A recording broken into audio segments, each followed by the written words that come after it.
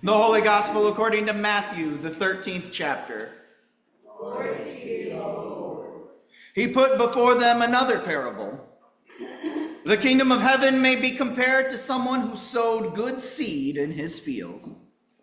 But while everybody was asleep, an enemy came and sowed weeds among the wheat, and then went away. So when the plants came up and bore grain, then the weeds appeared as well. And the slaves of the householder came and said to him, "Master, did you not sow good seed in your field? Where then did these weeds come from?" He answered, "An enemy has done this." The slaves said to him, "Then do you want us to go and gather them?" But he replied, "No.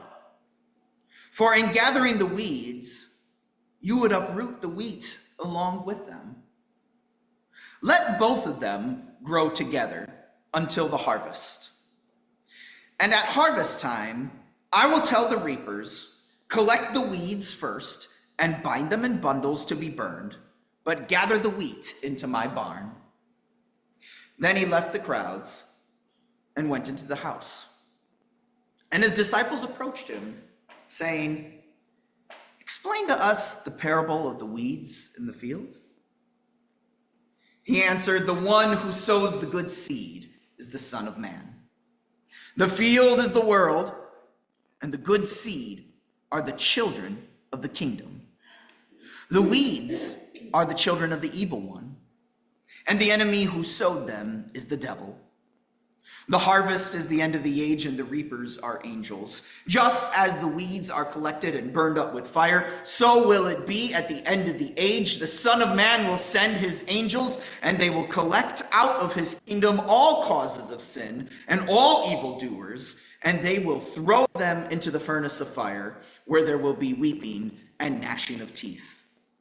Then the righteous will shine like the sun in the kingdom of their Father.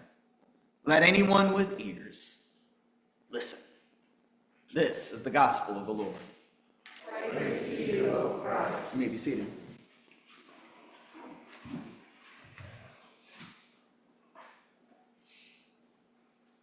Throughout the years, when you're a pastor, people come to you sometimes with the questions of sorting. They're the what about questions, right? What about certain groups of people and what's going to happen to them? What about the Jews, right? Because, they're in the Bible, they seem to be God's people, but then they reject Jesus now. What about the Jews? What about Muslims?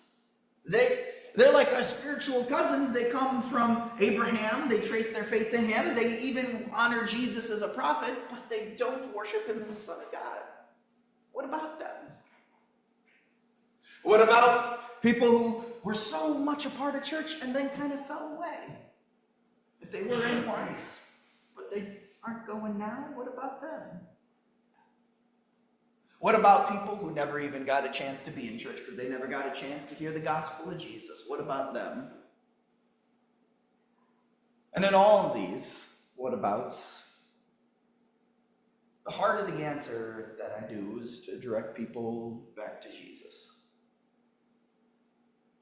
That first and foremost, when it comes to what anybody's fate is, that's not for you or I to ultimately say. You can try, but you don't get to be the one who makes the claim at the end. The one who judges, we even confess in our creed, is Jesus. He will come again to judge the living and the dead. That ultimately the sorting out goes to God. But then also, I say, but whatever that sorting is, all the sorting unto salvation is going to be by Jesus. All of it. After all, as Peter says in Acts, there is no other name under heaven by which we are saved. Every person who will ever be saved will be saved, I believe, for one reason only, because of Jesus Christ. And it is for that reason that I would never counsel a Jew to just stay a Jew, or a Muslim to just stay a Muslim, or a churchgoer to stop going to church, or us to never share the gospel with somebody who's never heard the gospel. Because in all these things, what I would say is what you want to be is driven closer and closer to Jesus, and that the thing that you want is that which lifts him up the highest. Because when it comes down to it, it comes down to him. But I will say that when that sorting comes, I think it is going to be a bit surprising to us. Surprising both in some of the folks who maybe we thought were there but weren't, right? Jesus warns about hypocrites. Jesus says, wide is the path that leads to destruction, narrow is the way that leads to salvation.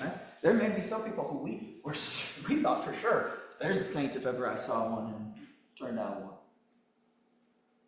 But I also believe there are going to be a lot of folks there who we thought couldn't possibly be there. But you know what? The God who says, I'll have mercy on whom I'll have mercy, he's more merciful than I am, more gracious than I am, more loving than I am. And I know this, that when John in Revelation heard about the 144,000 that were saved, when he looked up to see, he saw not 144,000, it said he saw a multitude too great to count, from every nation, language, tribe, and people. But they were all there because of Jesus. And so, as we talk today about what it is, this sorting unto salvation, it's the surprise that Jesus provides. The surprise of the sorting. And that all these things that we've been talking about here now, these all actually live in this parable that Jesus tells, don't they? Because there is this sense that there's this sorting that must happen, weeds and wheat, and what becomes of them, but it comes ultimately at the end, and it comes at the word of the Master, and it comes ultimately by Jesus. The sorting is filled with surprises. Now, not all of them are good. That first surprise in this parable is a sad surprise. It's the surprise of the weeds. That they have a whole field filled and growing, and everything's going, and all of a sudden they find there's weeds. And, you know, we hear weed and we just think a generic term. The word that's being used here, though, is not a generic word for weeds. It's for a specific weed. We sometimes heard, growing up, you might have heard the tares. The weeds and the tares, but it's the darnel, the bearded darnel weed, which is a plant that is actually related to the wheat. It looks like wheat as it grows until the very end when the heads appear. And that's when you can determine the difference. So this isn't like a case of, they had a cornfield and there were some dandelions in there and you could tell from the very beginning that there had been some dandelions in the field. No, this is like you've had a whole field you've been tending to, caring for, raising up, and all of a sudden, in the midst of this field that looks so lush and looks like it's going to be this great crop, so many of them start to show themselves as weeds that you don't find out till towards the end. That's why it's such a surprise to the servants who this whole time have been watching it grow up. It's the sad surprise that there's something else being sown in this world. It's the sad surprise of when you think someone is one thing. And then something happens that all of a sudden reveals to you there's something else. We sometimes experience that on individual levels, right? The pastor who seems so spiritual and all of a sudden gets caught in scandal. The politician who paints this beautiful picture of when they are put in office and then they get in office and it's nothing like that. The close personal friend or beloved who you thought they'd always be there. They said you could always trust them. And something happens and you realize you can't.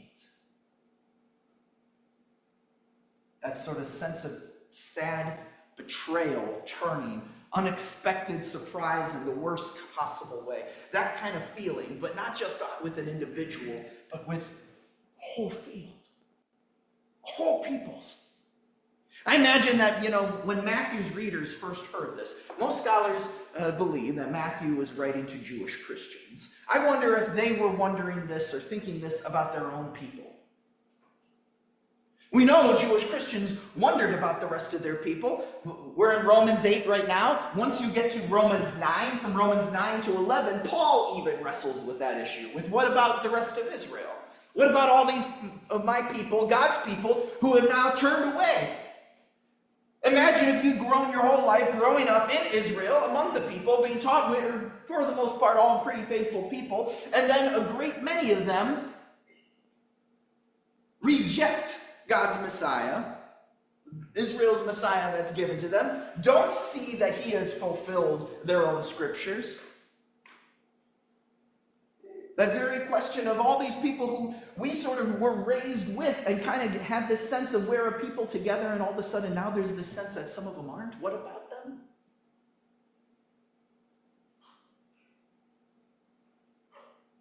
And of course, it's even wider than that. It's not just Israel, it's not just the church, though the church was probably dealing with this too. We know from the book of Hebrews, for example, some Christian Jews were being pressured to go just back to Judaism, leave Christianity. But it's bigger than the church, it's bigger than Israel, because when Jesus describes the parable, he says the field is the whole world. It's everybody. When we wonder what about, every person you're wondering about belongs in God's field and is intended for wheat in God's field. That hurtful feeling we feel, that's what God feels over every single time the evil one sows something different in anybody's life. Not a single person in this room was not intended for God's wheat to grow within them, to be a part of God's harvest. Not a single person you've ever met in your life, not a single person you'll ever meet was not intended for God's harvest. God made this world good, it says in Genesis. And he made each and every one of his people for his own pleasure, out of his own love. And so that sad surprise is the kind of surprise that God himself must feel at the very sense that a sorting even has to happen. So that we understand where God's will is orientating each and every one of us and each and every person we know. But then the parable moves from the sad surprise to the slow surprise. What seems like a slowness of response. Because after all, when you find there's a weed in your garden, don't you get it out? Don't you sit there and pull it out and say, done with that. I told a few weeks ago about my own gardening and, growing up stuff, thinking I'm growing something good and finding out it's a weed. Let me promise you, when I find out it's a weed, it's done for.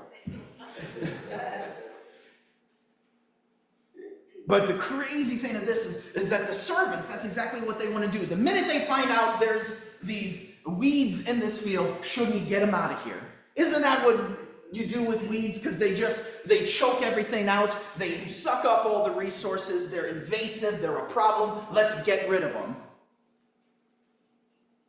And the amazing thing of this is that instead, he says, no.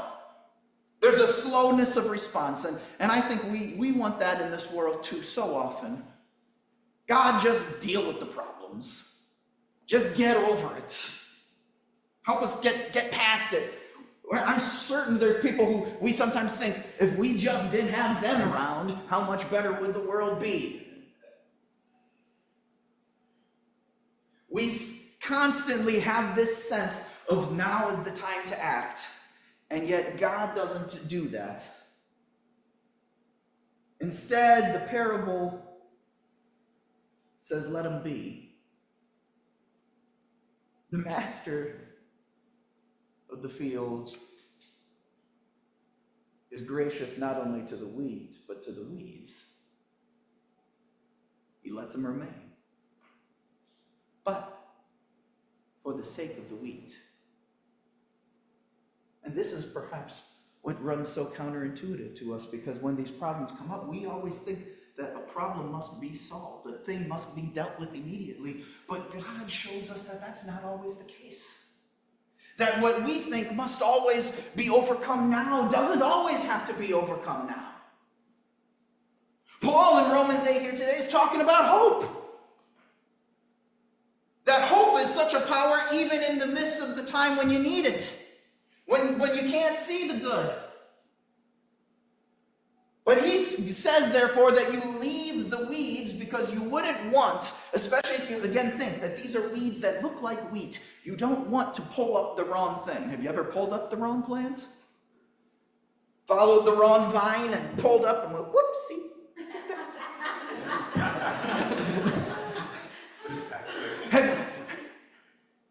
But he says, no, you don't want to do that. And their roots start intertwining. You don't want to pull up this and realize you pull up that with it. The church is never supposed to be conquering its infidels. It's never supposed to be giving up on anybody, because God says, leave them be. But most importantly, because that's for the sake of the wheat. It's like the parable of the lost sheep. The shepherd who would leave 99 sheep just to find one, but it's because he wouldn't suffer losing even a single sheep. And in the same way, just as much as he would leave 99 sheep to go find that lost one, he would leave 99 weeds to preserve that one wheat. So that you would never perish when you don't have to. After all, perhaps even some of us here could think of times in our lives where if we were uprooted then, we probably would be more like the weeds. You don't always know what's the weed. I mean, look at Paul, who wrote Romans 8 here today, one of the greatest chapters in the whole Bible, who wrote most of the New Testament. When he was Saul of Tarsus, as Acts puts it, violently persecuting followers of the way, oh, I'm sure he looked very wheat-like to folks then. In fact, when Ananias was told to go heal him, when he was in Damascus, Ananias was like, do you know who this guy is, God? But God says, no, I had plans for him. You see him as a weed, but I made him a wheat. And so often, it's so that God can actually complete his work within this world. That he says you leave him because he's still raising up wheat among us. And so every moment that we are granted before that great harvest is actually a mercy. Every day is an undeserved delay, but it's given to us so that God can complete the work that's put in us, so that the seed that he plants can grow, so that you can be sorted into salvation.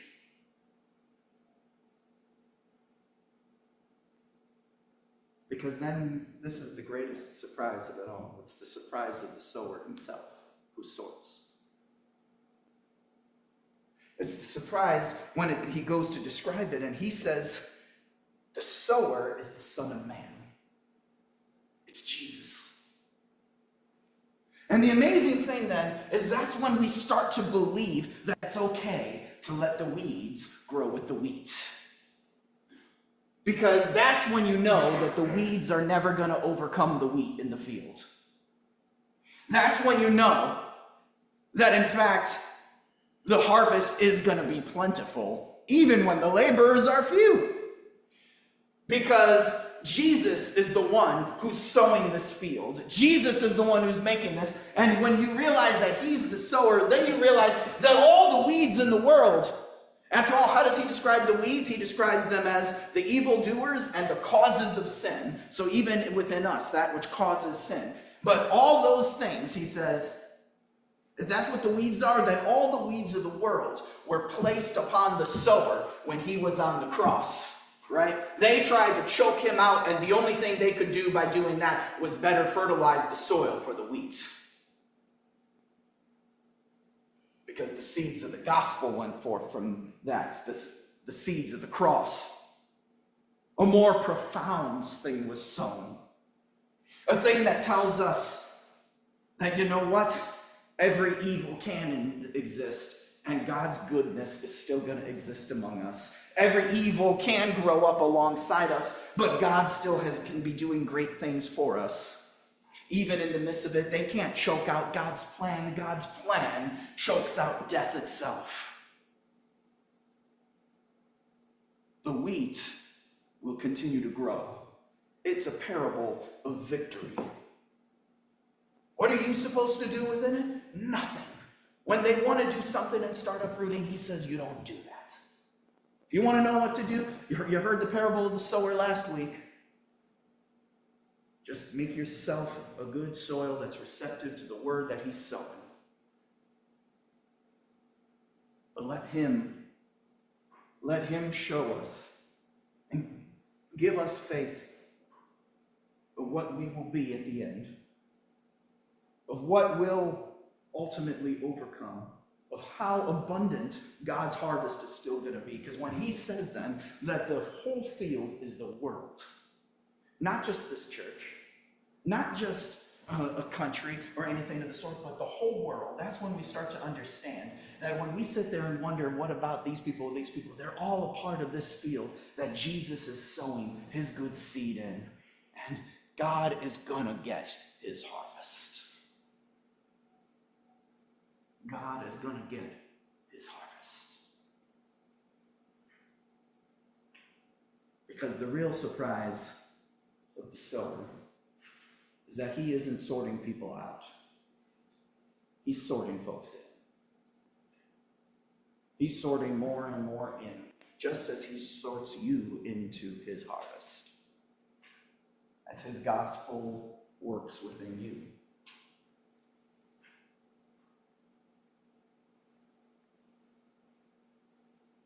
So that we could pray like that hymn we sang here at the start, Lord of harvest, grant that we wholesome grain and pure may be. That's what he does. He readies each and every one of us. And that's why I would never tell anybody when you come to the whatabouts. I couldn't say anybody is out. Not because I think that there's no such thing as damnation or anything of the sort, but only because I know the sower, and I know he's still sorting people in. And we do no good simply saying people are out, but instead what we do is we keep pointing them closer and closer towards the sower. That's why I wouldn't say, so just stay a Jew, just stay a Muslim, just stay inactive. No, I would say use every merciful moment, every undeserved delay of a day to be drawn closer to him so that his work can be completed in you. Because if you want to be in that number, right? When the saints go marching in, oh Lord, I want to be in that number. If you want to be in that number, you can't. By him and him alone. But oh, what a harvest that's going to be. What a number that's going to be. That song's going to go on for a while. We ain't going to get out of church early that day. Because there's going to be folks marching. Let me tell you,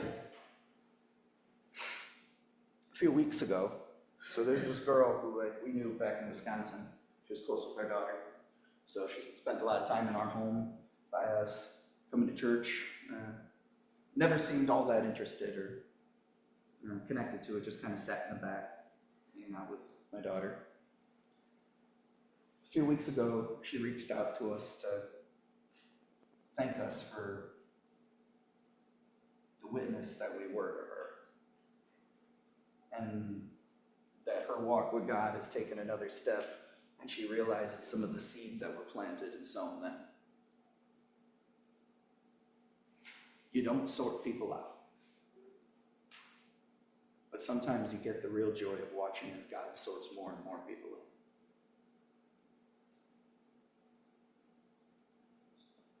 So just show people Jesus. In your home or in your church. But you show people Jesus. So that way, on that day, when you're marching in that number, you look around and realize with great surprise just what a harvest it is.